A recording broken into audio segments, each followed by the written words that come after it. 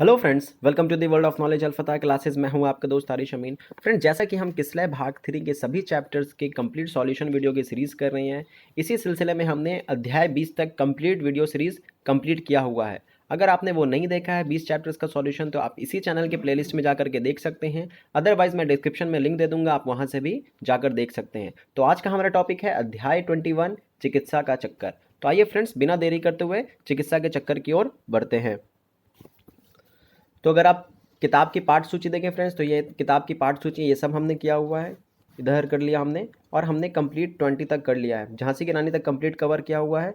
आज का हमारा टॉपिक है 21, चिकित्सा का चक्कर। यह एक हास्य व्यंग है जो कि वेढप बनारसी ने लिखा है। तो ये आप ज़रूर ध्यान दें फ्रेंड्स कि उसके राइटर कौन है, क्योंकि यहाँ से हमेशा क्वेश्चन पूछा जाता है। मैं इस पर हमेशा जोर देता हूँ कि आप उसके राइटर का नाम याद कर लें। तो चिकित्सा के चक्कर के राइटर कौन है? वेढप बनारसी है।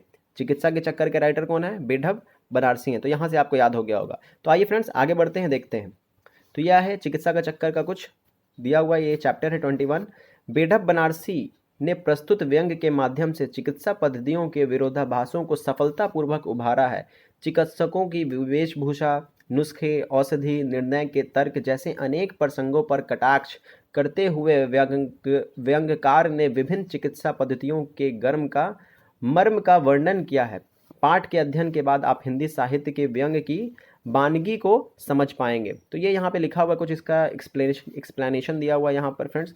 आगे बढ़ते हैं और इसके सवालों को देखते हैं। तो ये यहाँ पे ख़त्म हो गया है किताब कहानी और वेढप बनारसी। तो इस कहानी को आप ज़रूर पढ़ें अगर आपके पास किताब अवेलेबल है। यहाँ पे कुछ शब्दार्थ दिए हुए हैं और ये यहाँ पे अभ्यास प्रश्न है। तो अगर आप देखें अभ्यास प्रश्न को, तो ये पाठ से कुछ प्रश्न है, 1 2 3 4, और ये 5वां किसने किससे कहा, कुछ ऑब्जेक्टिव क्वेश्चंस है। और ये रहा पाठ से आगे और ये व्याकरण का क्वेश्चन है। तो फ्रेंड्स, यहाँ तक हम इस वीडियो में कंप्लीट करेंगे, व्याकरण तक। देन आफ्टर गतिविधि है तो मैं नहीं करता हूँ, तो आप इसको आप अपने से करें। व्याकरण तक हम कंप्लीट करेंगे। तो आइए बिना देरी करते हुए शुरू करते हैं इसके सॉल्यूशन वीडियो को। तो ये प्रश्न अभ्यास पाठ से, ये हमारा पहला सवाल है, लेखक को बीमार पड़ने की इच्छा क्यों हुई? ये पहला सवाल है। तो इसका उत्तर देखते हैं, उत्तर क्या है। तो बहुत ही सुंदर उत्तर लिखा हुआ, लेखक वेढप बनारसी जी कभी बीमार नहीं पड़ते थे, शरीर भी स्वस्थ दिखाई पड़ता था, लेकिन इनकी इच्छा थी कि मैं बीमार पड़ूं तो मज़ा आएगा। हटले बिस्कुट खाने लगे, पत्नी अपने कोमल हाथ से सिर पर तेल मलेगी, मित्रगण आवेंगे, मेरे सामने रानी सूरत बनाकर बैठेंगे या गंभीर मुद्रा में पूछेंगे, बैढप जी कैसी तबीयत है, किससे इलाज करवा रहे हैं, कुछ फ़ायदा हो रहा है, इत्यादि। इस समय लेखक को बड़ा मज़ा आता, इसलिए वे बीमार पड़ने की इच्छा कर रहे थे या करते थे।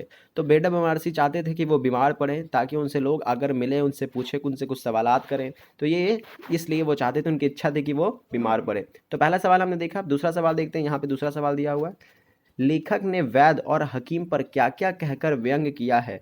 उनमें से सबसे तीखा, वैद्य जो पालकी पर चढ़कर आते हैं, धोती गमछा और मैला कुचैला जेनुओं धारण किए हुए थे, मानो अभी अभी कुश्ती लड़कर आए थे।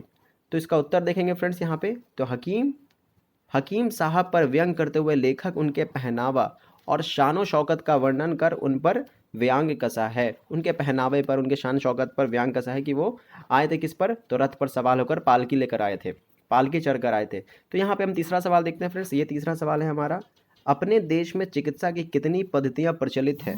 उनमें से किन किन पद्धतियों से लेखक ने अपनी चिकित्सा कराई? तो ये उत्तर रहा फ्रेंड्स, हमारे देश में चिकित्सा के निम्नलिखित पद्धतियाँ प्रचलित हैं, जैसे एलोपैथिक, जिसको आप अंग्रेजी दवा कहते हैं, आयुर्वेदिक, होम्योपैथी, जल चिकित्सा, प्राकृतिक चिकित्सा, दंत चिकित्सा, तंत्र मंत्र चिकित्सा।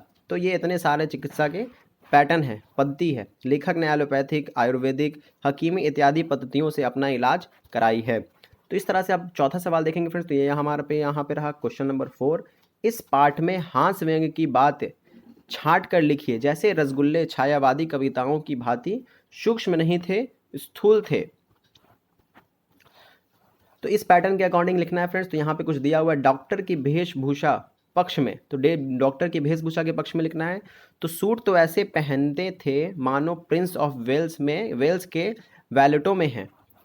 अगला है, डॉक्टर को इक्का पर आने के पक्ष में, जैसे लीडरों को मोटर छोड़कर पैदल चलना।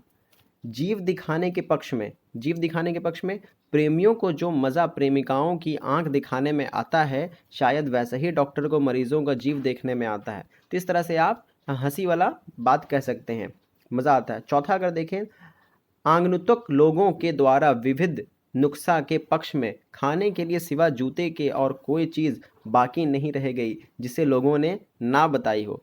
तो जानते हैं आप कि जब भी लोग बीमार पड़ते हैं तो लोग अपना अपना नुस्खा लेकर आ जाते हैं कि आपको ये करना चाहिए, आपको ये करना चाहिए। उसी पे आप ये कह सकते हैं कि खाने के लिए सिवा जूता के और कोई चीज़ बाकी ना रहेगी जिसे लोगों ने ना बताई हो। तो पांचवा देखते हैं, डॉक्टर की फीस के पक्ष में कुछ लोगों का सौंदर्य रात में बढ़ जाता है, वैसे ही डॉक्टर की फीस रात में बढ़ जाती है। तो इस तरह से भी आप कह सकते हैं। छठा है, डॉक्टर बुलवाने के पक्ष में तो मित्रों और घर वालों के बीच में कॉन्फ्रेंस हो रही थी कि अब कौन बुलाया जाए, पर निशस्त्रीकरण सम्मेलन की भांति ना किसी की बात मानता था, ना कोई निश्चित हो पाता था। अगर आप सातवां देखें फ्रेंड्स, तो यहाँ पे सातवां दिया हुआ है, आयुर्वेदिक डॉक्टर है। आयुर्वेदिक डॉक्टरों मैले कुचाले जेनुए देखकर मानो कविराज कुश्ती लड़कर आ रहे हो। आठवां, अपने दर्द को दूर ना होने के पक्ष में CID के समान पीछा छोड़ता ही नहीं था, पीछा छोड़ता ही ना था।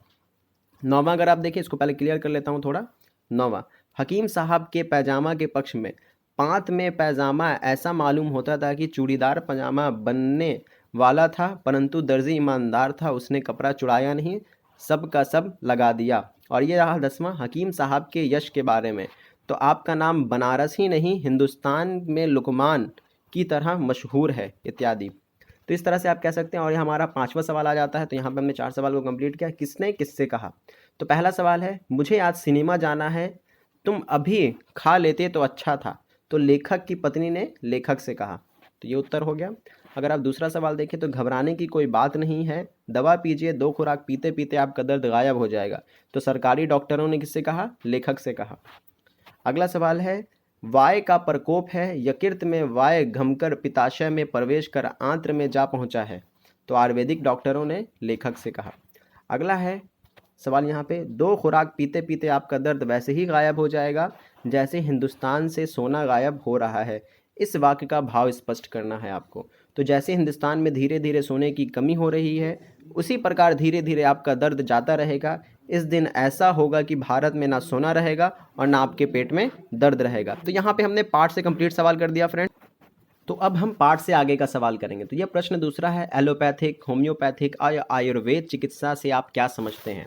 तो मैंने आपसे कहा फ्रेंड्स, एलोपैथिक अंग्रेजी दवा होती है। होम्योपैथिक अगर आप देखें तो यहाँ पे आंसर लिखा हुआ है। एलोपैथिक चिकित्सा में अंग्रेजी दवा, सुई इत्यादि दिया जाता है। होम्योपैथिक चिकित्सा में रसायन का प्रयोग किया जाता है। और अगर आप कहें आयुर्वेद चिकित्सा में तो जड़ी बूटी से बनी दवा दी जाती है। तो अगला सवाल यहाँ पे दिया हुआ है फ्रेंड्स, तीसरा नंबर सवाल, किस आधार पर इस पार्ट को हास्य और व्यंग्य की श्रेणी में रखेंगे, स्पष्ट कीजिए। तो इसमें बहुत ज़्यादा मजाक किया हुआ है, तो इसलिए आप इसको हास्य व्यंग्य की श्रेणी में रख सकते हैं। संपूर्ण पाठ हास्य व्यंग्य से भरे हैं, जैसे रसगुल्ले को देखकर, डॉक्टर को देखकर, हकीम साहब को देखकर, वैद्य जी को देखकर इत्यादि। हर तरह से यहाँ पे हास्य बातें की गई है, हंसाने वाली बातें की गई है। तो अगला सवाल है यहाँ पे व्याकरण से रिलेटेड कुछ सवाल है, तो उसको देख लेते हैं। इस पाठ में प्रयुक्त मुहावरों को चुनकर लिखिए। तो इस पाठ को जैसे आप पढ़ेंगे तो इसका मुहावरा चुन सकते हैं। मैंने चुन करके लिखा हुआ है यहाँ पे, जूता खिलाना, मेला लगाना, मेला लगना, चपत लगना, रफू चक्कर होना, तिलमिला उठना, कलेजा का कबाब होना, पिंड छूटना, जादू का काम करना, ऊपरी खेल होना, बुद्धि का घास चढ़ जाना इत्यादि। तो इस तरह से दिया हुआ है। अगर आप आगे देखें तो इन युग्म शब्दों का अर्थ लिखिए। तो शब्द का अर्थ लिखना है, जैसे प्रसाद तो भगवान को अर्पित वस्तु, अब प्रसाद जो होता है उसका मतलब होता है महल। अगर आप दूसरा बार देखें तो भवन का मतलब मकान होता है, भुवन का मतलब क्या होता है? संसार हो जाता है। कांति का मतलब शोभा, क्रांति का मतलब विद्वत प्रदर्शन, भन का मतलब भगवान शंकर और भव्य का मतलब अति सुंदर। तो यहाँ पे कुछ दिया हुआ है। तो फ्रेंड्स यहाँ पे हमने कंप्लीट सॉल्यूशन करके देख लिया। आपके इस चैप्टर का जो हमने था कंप्लीट सॉल्यूशन देख लिया। अगर वीडियो पसंद आया हो तो वीडियो को लाइक कीजिएगा, अपने फ्रेंड्स के साथ शेयर कीजिए, हमारे चैनल को सब्सक्राइब कीजिए और लेटेस्ट वीडियो नोटिफिकेशन के लिए बेल आइकन को ज़रूर दबाएं। फ्रेंड्स, अगर आपको इस चैप्टर से रिलेटेड कोई भी नोट्स चाहिए हो तो आप मुझे 8804317520 नंबर पे व्हाट्सअप कर सकते हैं, व्हाट्सएप मैसेज कर सकते हैं। आपको इस सभी हिंदी के सभी चैप्टर्स का PDF वहाँ से मिल जाएगा। तो मिलेंगे नेक्स्ट वीडियो में, तब तक के लिए ख्याल रखें, टेक केयर, बाय बाय।